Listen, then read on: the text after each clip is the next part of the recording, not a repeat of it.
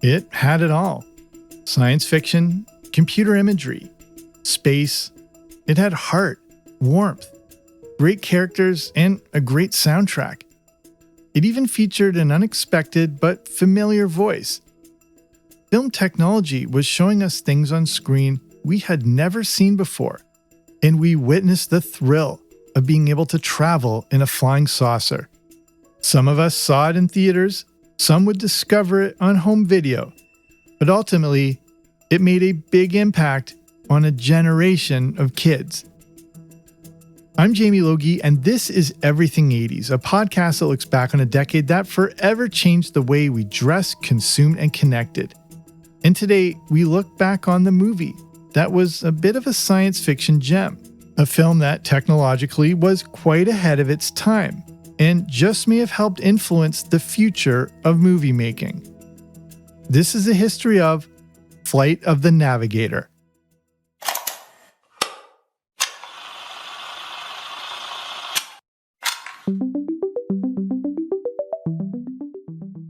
The beginning of Flight of the Navigator teases us early with scenes hinting at a flying saucer.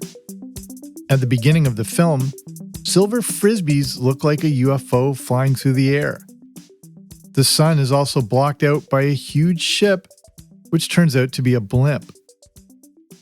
It's 1978, and David Freeman is a 12-year-old kid living in Florida with his parents and brother Matt. David also has a dog, and the family lives near the water and owns a boat.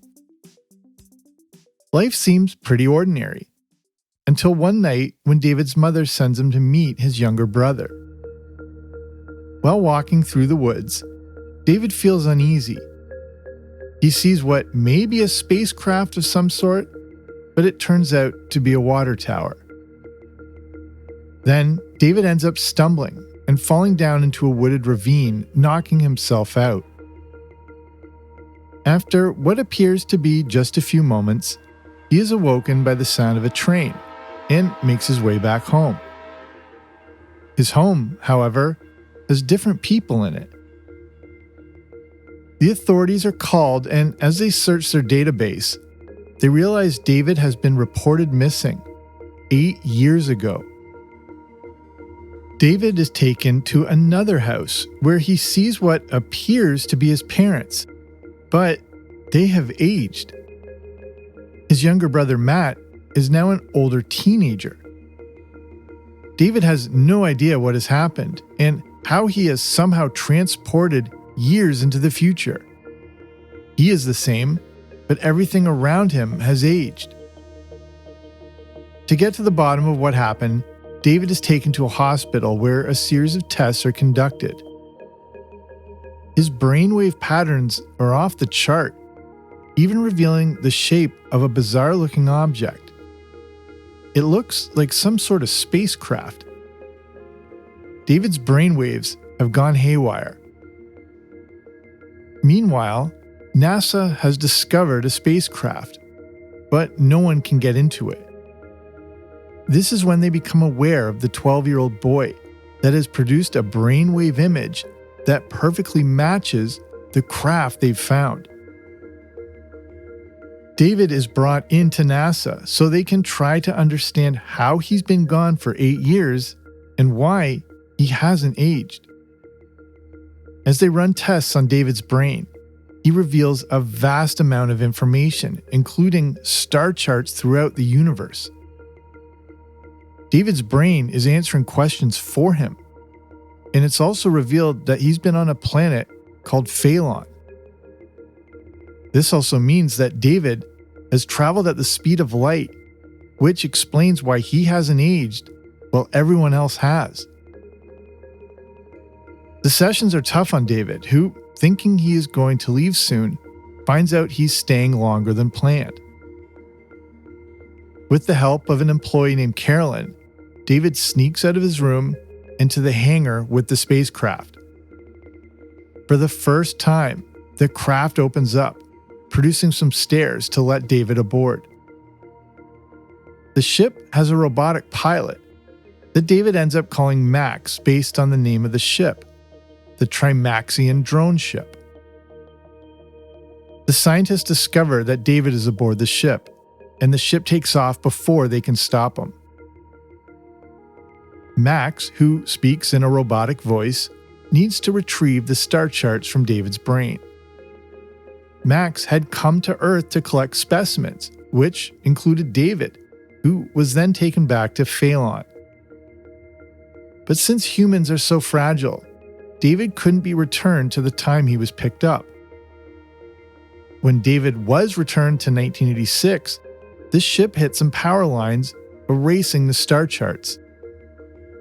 Max eventually does the scan on David's brain to retrieve them, with the deal that David will be returned home. The scan is complete, but Max picks up the contents from the brain of a 12-year-old kid. This completely changes Max, giving him a personality and unique voice. If you grew up in the 80s, that voice probably sounded familiar to you, and we'll get back to that in a bit. Max eventually takes David home, but this is 1986, not 1978, and David wants to go back to the world he knew, and that means taking the risk to be taken back in time. David eventually wakes up in the same ravine he fell into, and arrives home to find everything the way it was, except for one of the creatures he had taken from the ship that was stowed away in his backpack. Flight of the Navigator stars Joey Kramer as David, Veronica Cartwright as David's mother Helen, Cliff DeYoung as David's father Bill, and Matt Adler as David's brother at 16 years old. Howard Hessman plays Dr. Faraday, and you may recognize him as Dr. Johnny Fever from WKRP in Cincinnati. He was also Sam from One Day at a Time. A young Sarah Jessica Parker also plays the role of Carolyn. I grew up a massive Pee Wee Herman fan. From Pee-wee's Big Adventure to Pee-wee's Playhouse, Paul Reubens created one of the most unique characters ever. If you're like me, when you heard the voice change for Max the first time, you were probably astonished to hear Pee Wee Herman's voice. I remember sticking around after the movie ended to watch the end credits, only to see that the voice of Max was performed by a Paul Mall. I knew that Pee Wee Herman's real name was Paul Reubens.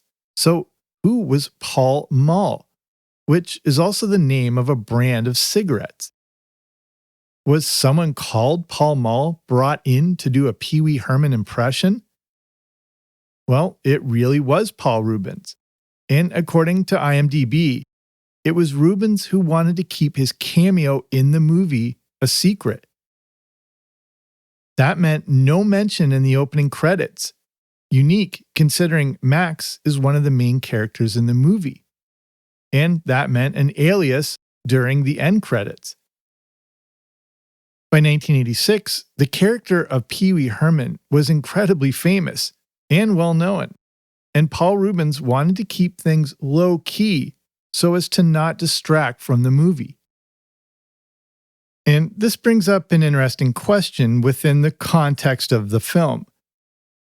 Max has scanned David's brain and retrieved information associated with a kid growing up in America in the late 70s, including the McDonald's Big Mac jingle of 2 all-beef patties, special sauce, lettuce, cheese, pickles, onions on a sesame seed bun. And I think we're to assume that Pee Wee Herman would have been ingrained in the mind of a 12-year-old kid in 1986. The movie is set in 1986 when Pee Wee Herman was huge, but David is coming from 1978. Paul Reubens created the Pee Wee Herman character in 1977 while part of the Groundlings improv comedy group in Los Angeles. The first television appearance of Pee Wee Herman is considered to be in 1979 on The Dating Game, which aired on ABC. As the 80s began, the character of Pee Wee Herman began to appear on David Letterman, in a Cheech and Chong movie, and then the Pee Wee Herman stage show that aired on HBO. Pee-wee's Big Adventure didn't come out until 1985, and Pee-wee's Playhouse didn't begin until the fall of 1986, meaning that in 1978, the only way David would have known about Pee-wee Herman is if he had taken a trip to see the Groundlings live. The origins of Flight of the Navigator all come from a dream. In the documentary Life After the Navigator, Mark Baker, who had never written a screenplay before, put together a script called Vanished. The premise of the story came from a dream that Baker had. This first idea was a bit more serious than what we got and was based on the ship being built from David's memory. In this early version, building the ship requires technology that no one understands, except for David. The early version of the film was taken to Disney, and it was approved by the board of directors, who picked up the domestic distribution rights. This isn't a Disney film per se, as Disney then set up a partnership deal with a production company called the Producer Sales Organization, or PSO, and also with Viking Films. PSO has been connected to films like An American Werewolf in Paris, Cujo, and The Neverending Story. PSO wanted to make something more on the serious side like the original script. Disney wanted a family movie. So director Randall Kleiser, who went to USC Film School with John Carpenter and George Lucas, was stuck in the middle of these two different directions. Kleiser also worked on the movie Grease, and you may have noticed he included the song You're the One That I Want playing in the Freeman's car when they come back from the Frisbee competition at the start of the film.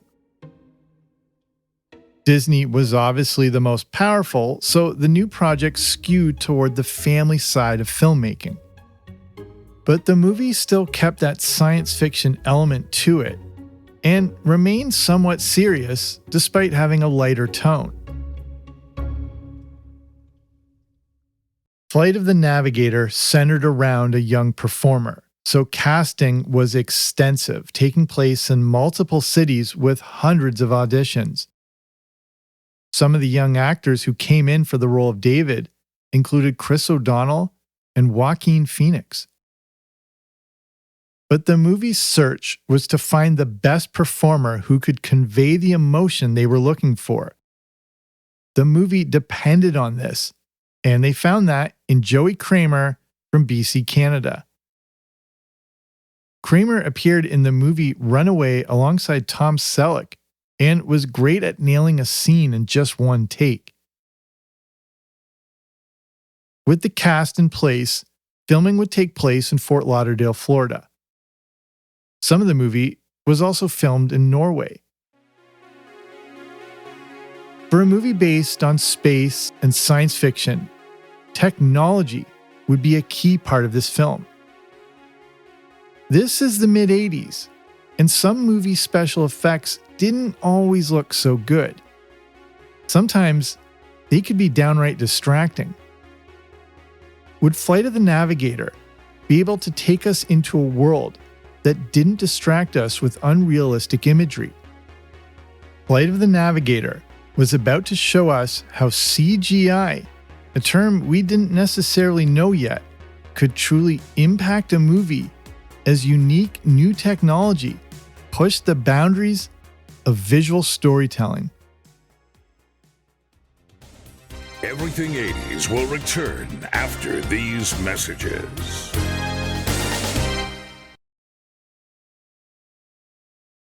Besides the character of David, there is another main character of sorts in Flight of the Navigator that is instrumental to the movie working. Not just Max, but the spaceship itself. The ship was designed by Edward Ith, a recent graduate of Cal Arts. Ith would eventually be involved in creating visual concepts for movies like The Rocketeer, Big Top Pee-wee, and Back to the Future 2. He also created concept designs for an elaborate Disney attraction from the 80s that I have a previous episode all about.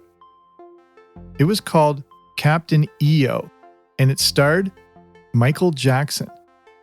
Ith also designed all the creatures that lived aboard the spaceship. Director Randall Kleiser was looking for a way to make this movie stand out visually in a way we hadn't really seen before. Fortunately, Randall had a brother named Jeff.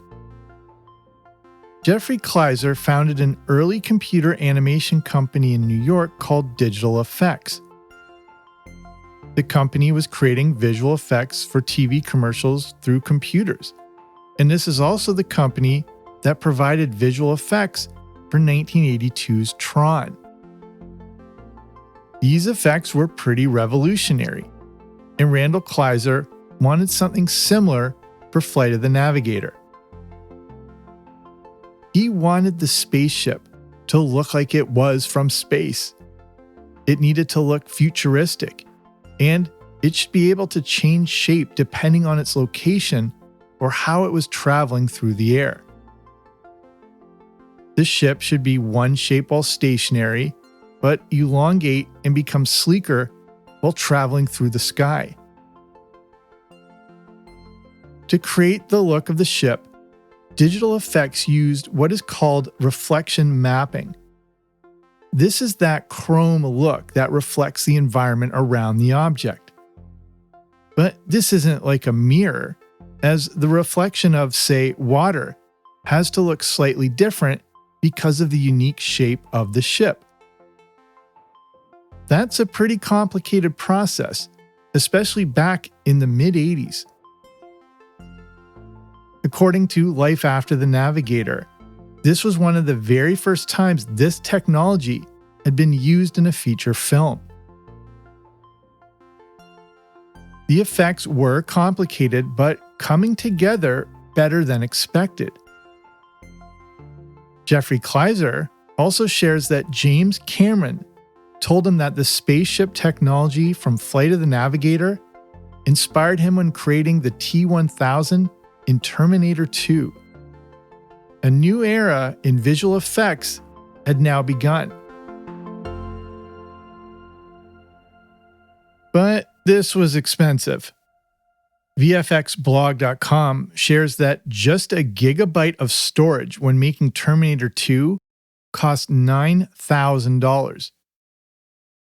For Flight of the Navigator, production was also expensive, and with a budget of only around $9 million, they wanted to save money wherever they could.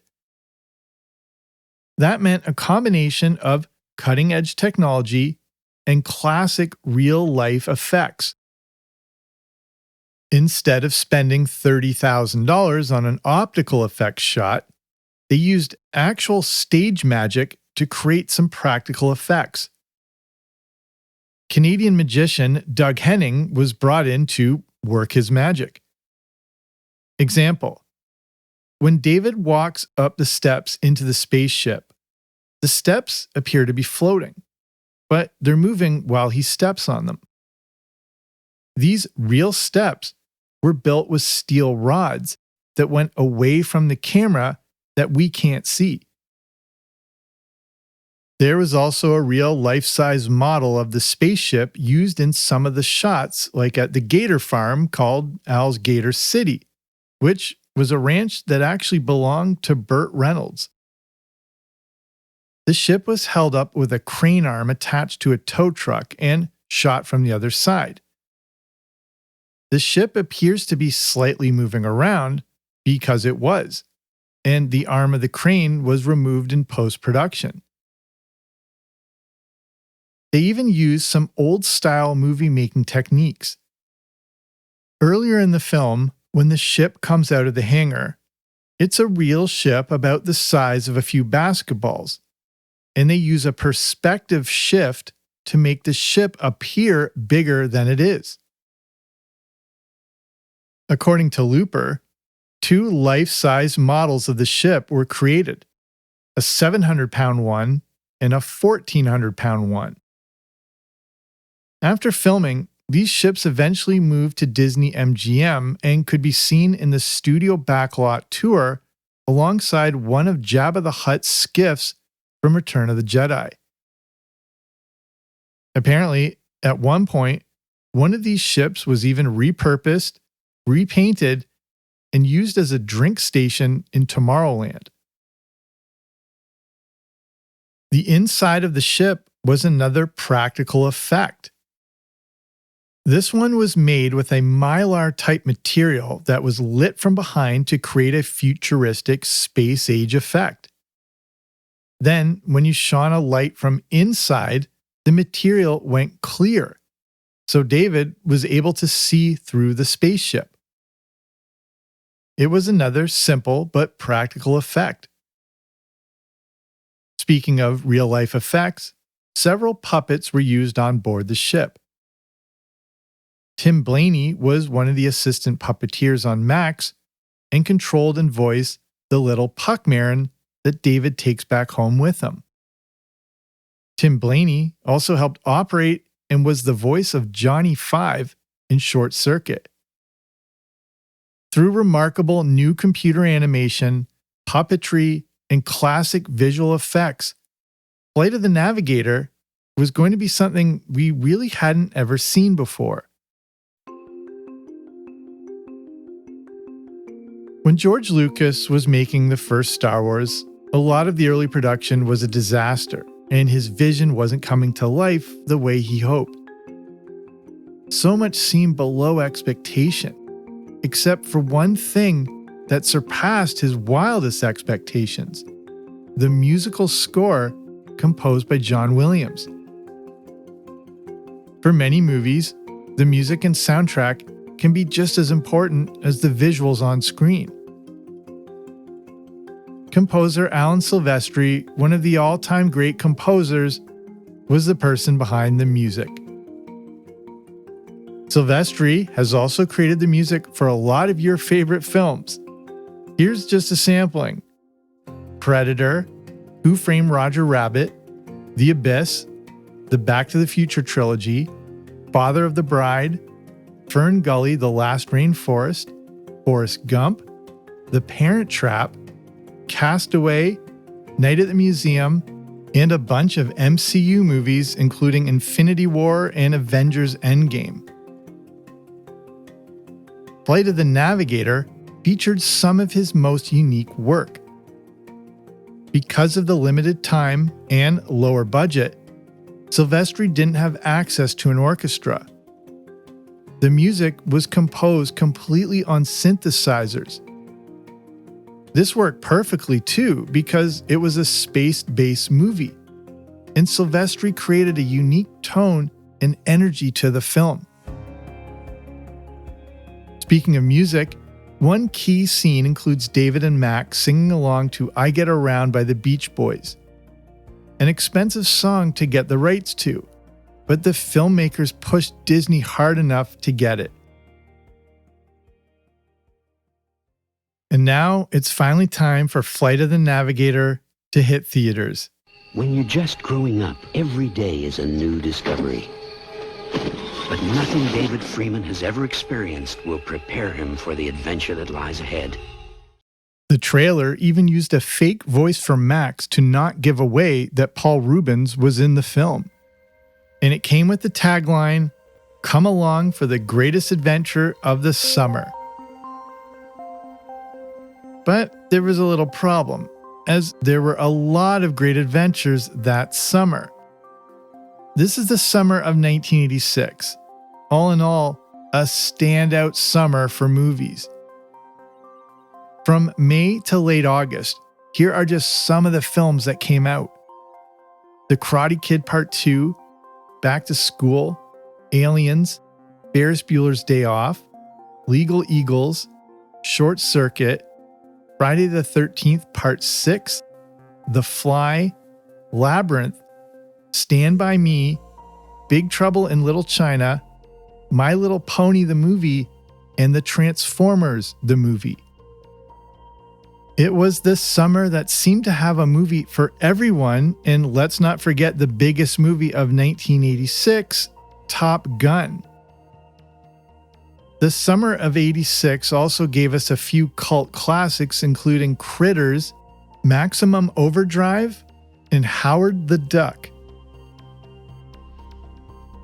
Flight of the Navigator was released on July 30th, 1986. But also released around that date were Aliens, Friday the 13th Part 6, and Howard the Duck, which, despite how it ended up being received, had a lot of hype going into its release date. The release of Howard the Duck, produced by George Lucas, also pitted Randall Kleiser up against his old classmate. Then, a week or so after Flight of the Navigator hit theaters, The Fly, Armed and Dangerous, The Transformers the Movie, and Stand By Me are set to be released. Not only that, but movies like The Karate Kid Part 2 and Ferris Bueller's Day Off had barely been out for a month. Flight of the Navigator also had to contend with one of the surprise hits of the summer, Ruthless People, starring Danny DeVito and Bette Midler.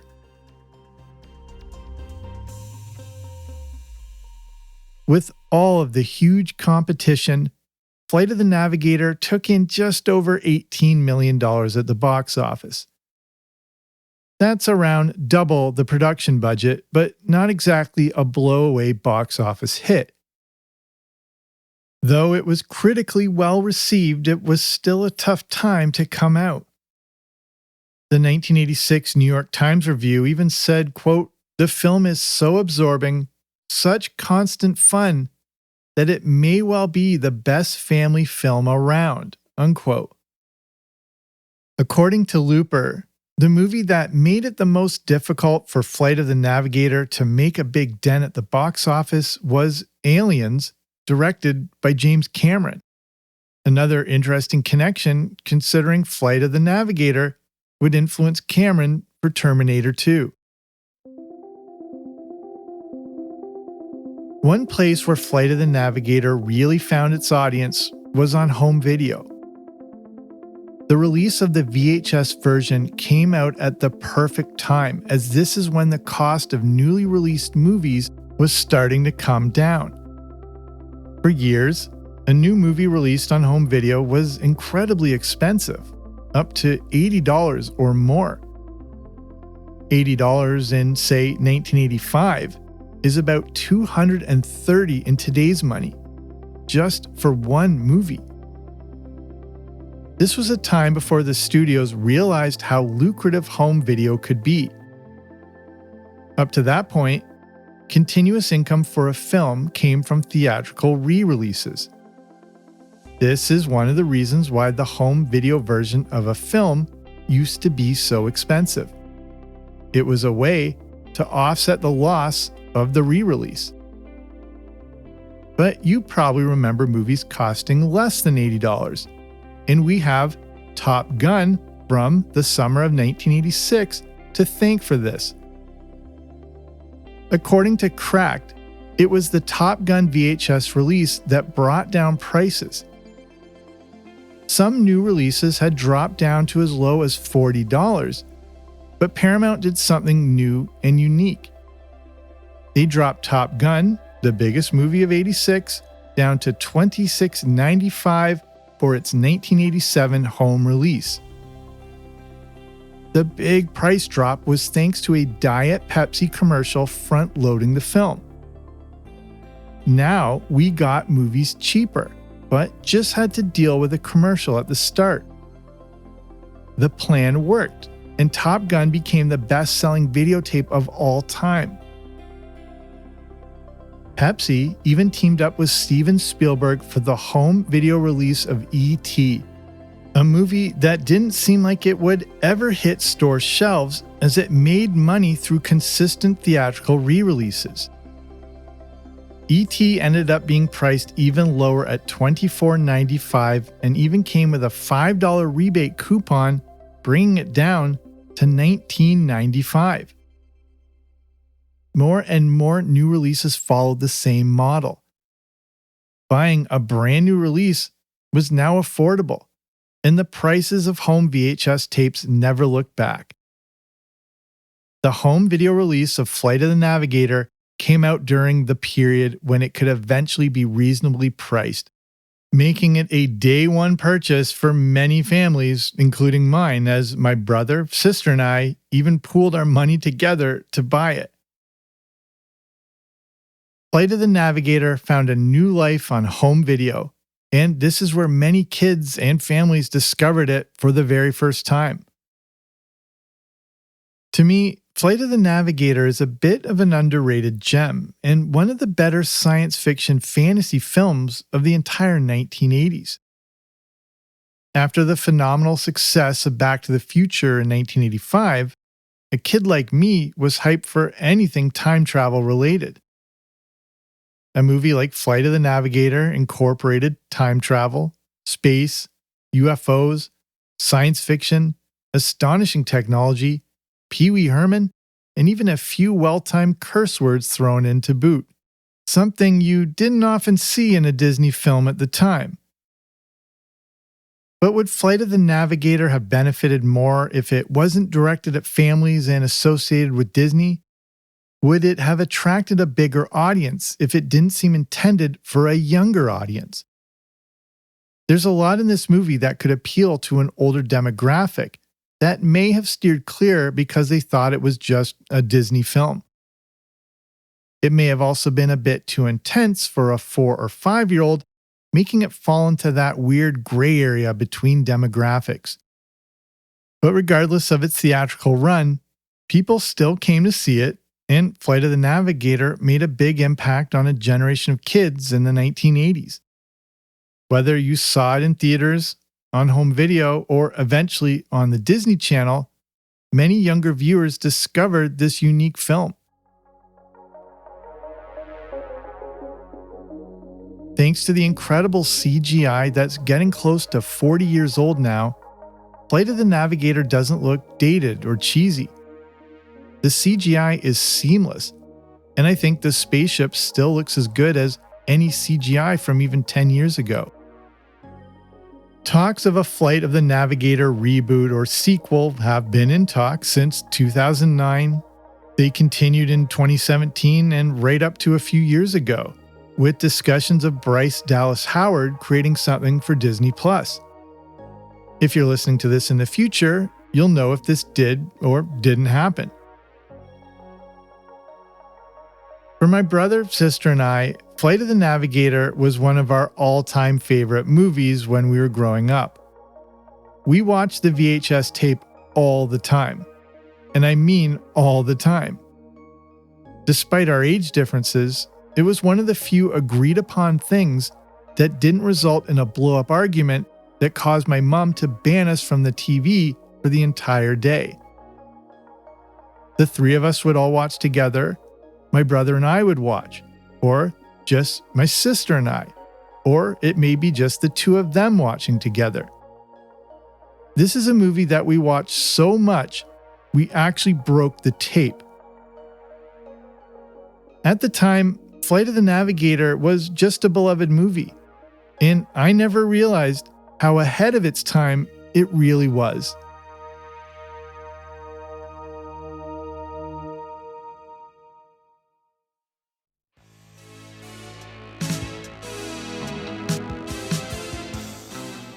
So that's our show. Thank you so much for listening. If you're just joining me for the first time today, I have a ton of previous episodes covering all the things we loved from the 1980s.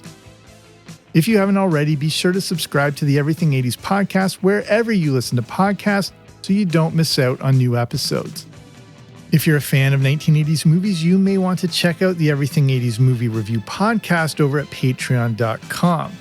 If you want to check that out or learn more, just head on over to patreon.com/80s. That's patreon.com/80s, or click on the link in the description. So that's it for me. Thank you again so much for checking this show out. I'm Jamie. This has been Everything 80s, but I'll be back soon with a new episode. Don't you dare miss it.